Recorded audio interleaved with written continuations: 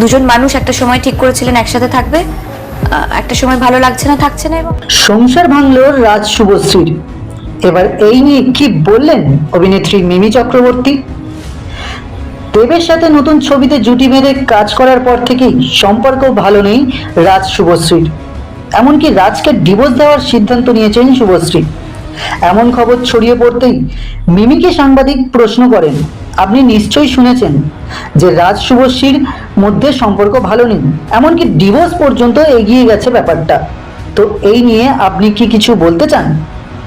এমন প্রশ্নের জবাবে মিমি বলেন, শুভশ্রী হয়তো রাজের সাথে সুখী নেই, তাই হয়তো এমন সিদ্ধান্ত নিয়েছে। সে আর নিশ্চয়ই ভেবেচিন্তে এমন ডিসিশন নিয়েছে। এতে আসলে আমার বলার কিছু নেই। তবে আমি শুধু এটা বলতে পারি, যেহেতু আমি প্রতারিত হয়েছি, খুব স্বাভাবিক শুভশ্রীও রাজের কাছে প্রতারিত হওয়া।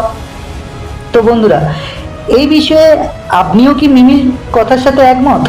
আপনার মতামতটি অবশ্যই কমেন্ট করে জানাবেন। ভিডিওটি ভালো লাগলে লাইক ও শেয়ার করবেন এবং নতুন নতুন ভিডিও পেতে অবশ্যই চ্যানেলটি সাবস্ক্রাইব করবেন।